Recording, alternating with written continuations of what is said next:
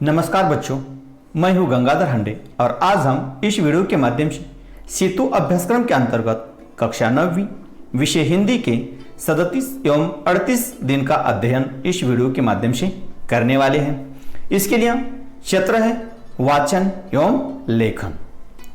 तो 9वीं कक्षा के छात्र में जो अपेक्षित कौशल्य है वह इस प्रकार है। छात्र पठित लेखन अंश का उद्देश्य समझकर अपना मत प्रभावी ढंग से लिखित रूप में व्यक्त करेंगे। तो आओ पता करें। तो अध्यापक छात्रों को बताएंगे कि अपठित गद्यांश गद्य का ऐसा अंश है जिसे पहले न पढ़ा हो। छात्रों के ज्ञान और बोध का मूल्यांकन अपठित गद्यांश द्वारा हो सकता है। निम्नलिखित अपठित गद्यांश पढ़कर सूचना के अनुसार कृतियां कीजिए। तो यहां एक अपठित गद्यांश दिया है, वह हम पढ़ेंगे। आज के युग में पर्यावरण प्रदूषण बहुत तेजी से बढ़ रहा है। बढ़ती हुई जनसंख्या के कारण पर्यावरण की प्रकृति नष्ट हो रही है। हर जगह जहां घने वृक्ष हैं उन्हें काटकर वहां बड़ी इमारतें बनाए जा रहे हैं। गाड़ी की धुआं, फैक्ट्री में मशीनों की आवाज, खराब रासायनिक जल, इन सब की वजह से वायु प्रदूषण, जल प्रदूषण, ध्वनि प्रदूषण, मृदा प्रदूषण हो रहा है और यह एक चिंता का विषय बन चुका है।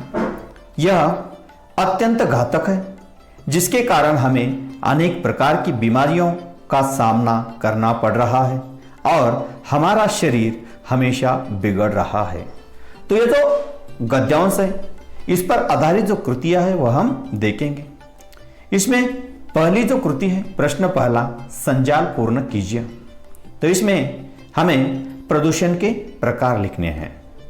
तो प्रदूषण का पहला जो प्रकार है वह है वायु प्रदूषण। प्रदूषण का पहला प्रकार वायु प्रदूषण। प्रदूषण का दूसरा जो प्रकार है वह है जल प्रदूषण। प्रदूषण का तीसरा जो प्रकार है वह है ध्वनि प्रदूषण और प्रदूषण का चौथा जो प्रकार है वह है मृदा प्रदूषण। तो इस प्रकार प्रदूषण के हमने 4 प्रकार देख लिए। प्रश्न दूसरा जो है वह है वचन बदलिए। इसमें इमारत, मशीन, बीमारी और गाड़ी, ये जो 4 शब्द है इसके हमें वचन परिवर्तन करना है। तो वचन परिवर्तन इस प्रकार होगा। इमारत, इसका वचन परिवर्तन इमारतें। दूसरा है मशीन, इसका मशीनें। तीसरा है बीमारी, इसका वचन परिवर्तन बीमारियां। और चौथा जो है वह है गाड़ी, तो इसका वचन परिवर्तन गाड़ियों या गाड़ियां। तो इस प्रकार वचन परिवर्तन हो गया। इसके बाद प्रश्न तीसरा जो है वह है स्वमत लिखिए। बढ़ते प्रदूषण के लिए मानव ही जिम्मेदार है। इस विषय पर छात्रों को अपना स्वमत व्यक्त करना है। हर एक छात्र का एक ही जैसा स्वमत नहीं आएगा। जैसे विचार उसी प्रकार अलग अलग स्वमत आ सकते हैं। तो हम इस प्रकार स्वमत लिख सकते हैं कि मानव ने अपने विकास हेतु विज्ञान और तंत्रज्ञान का काफी विकास किया है। इसी के कारण बड़े बड़े कारखानों का निर्माण हो गया है। वृक्षों की बड़ी मात्रा में कटाई हो गई है।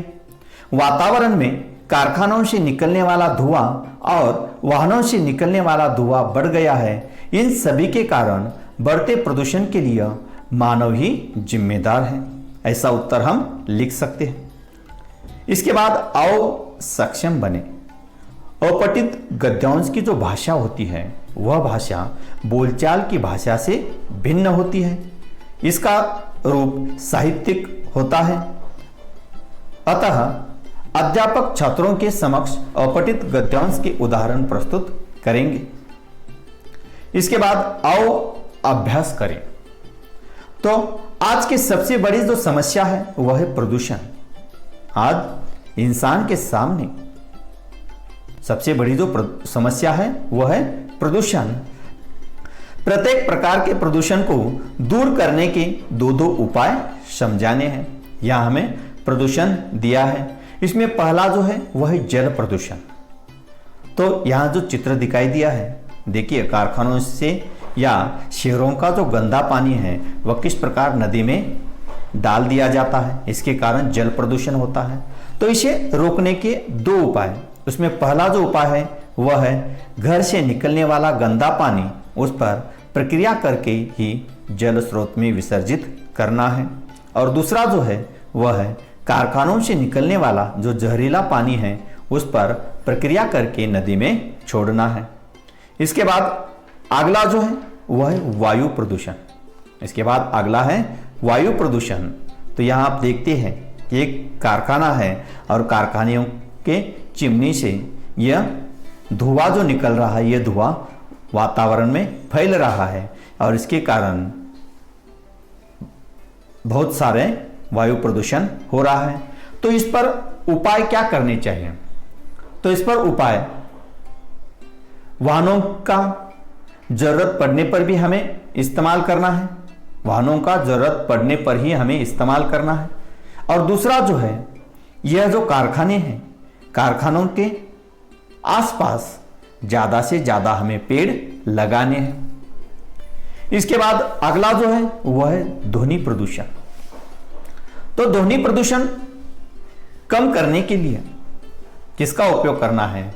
तो ध्वनि प्रदूषण कम करने के लिए उद्योग एवं कारखाने आबादी से दूर स्थापित करें। इसके साथ साथ दूसरा है सड़क के किनारे वृक्ष लगाने चाहिए, ताकि ये जो पौधे हैं सड़क के किनारे लगाए जो वृक्ष है यह ध्वनि शोषक का कार्य करते हैं। इसके बाद अगला जो है वह है मृदा प्रदूषण। मिट्टी का जो बढ़ता प्रदूषण है उस पर उपाय।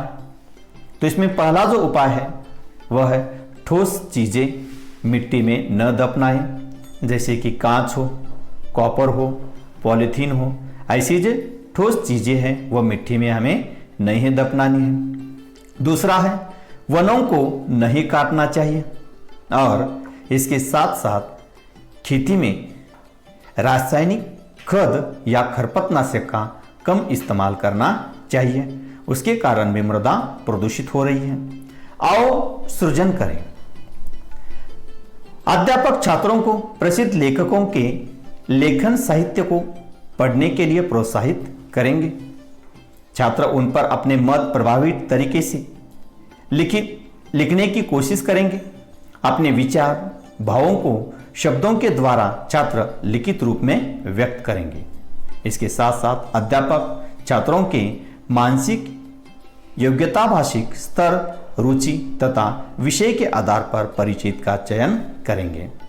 तो जो प्रसिद्ध लेखक है उनके साहित्य पढ़ने के बाद वह छात्रों को प्रभावी ढंग से लिखने हैं।